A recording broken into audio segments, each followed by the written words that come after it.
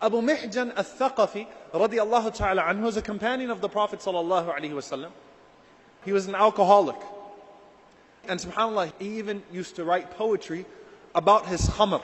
And one of the things in his wasiyah, in his will to his children, he said, if I die, I want you to soak my grave with khamr so that my bones can absorb it.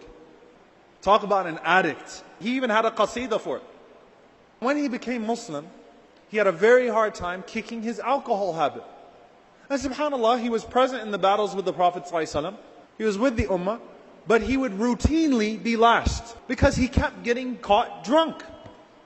And this was something that continued even through the Khilafah of Abu Bakr radiallahu anhu, even as he became an old man in the Khilafah of Umar ibn al-Khattab radiallahu anhu.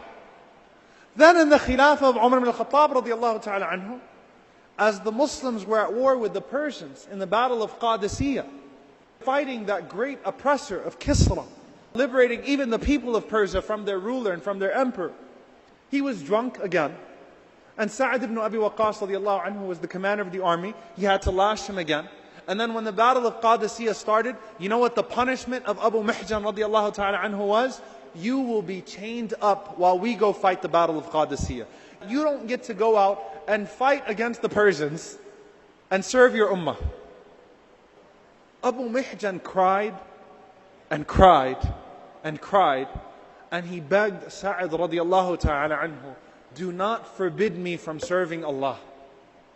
I know I'm messed up. Give me another chance. Don't forbid me from serving Allah. I know I have a problem with khamr, but don't forbid me from serving Allah subhanahu wa ta'ala. Some of you are addicted to pornography. Some of you are addicted to a sin. But you still love Allah subhanahu wa ta'ala and you love the Messenger sallallahu alaihi wasallam. But the problem is that you're not allowing that love of Allah and His Messenger to do away with that sin. It doesn't mean you don't love Allah and His Messenger. But you need to kick the habit. You need to put it aside. It's ittiba' that Allah wants from you. Following that Allah wants from you. So Sa'ad radiallahu anhu said, look, I can't deal with you anymore. I'll deal with you after the battle of Qadisiyah. So he ties up Abu Mihjan in a chamber right next to his house.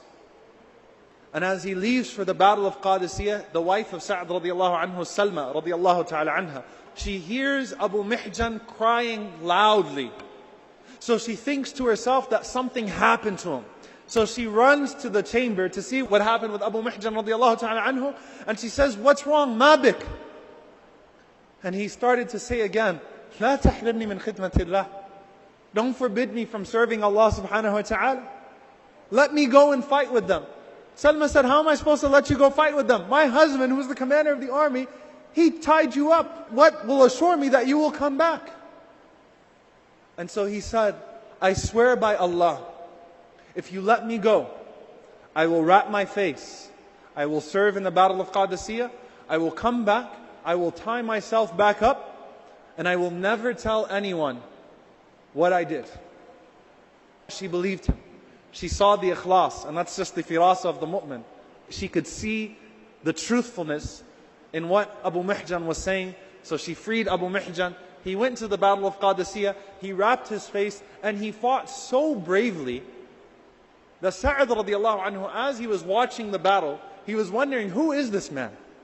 And so after the battle was over, Sa'ad radiallahu anhu gathered and he said, where is the warrior that had his face wrapped? Where is he at so that we can nuthni alayh, so he can praise him and we can reward him, make dua for him? And no one came forward.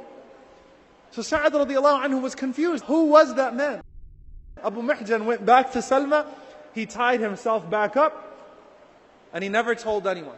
Sa'ad radiallahu anhu, he came back from the battle of Qadisiyah and he came back to his wife. We were in the battle of Qadisiyah and he's saying there was this man that had his face wrapped and that fought so bravely. And when I called and asked people who he was, no one came forward. And she said, do you want to know who that was? That was your prisoner, Abu Mihjan.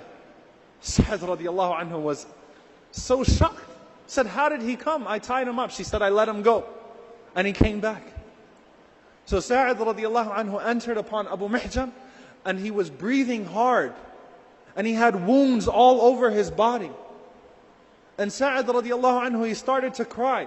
And he hugged Abu Mihjan. And he said in the ear of Abu Mihjan, he said, Wallahi, I will never lash you again, even if you drink.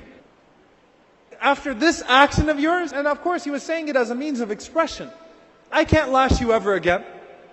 Abu Mihjan, he cried, and he said, Ya Sa'ad, Wallahi, I will never return to drinking alcohol again.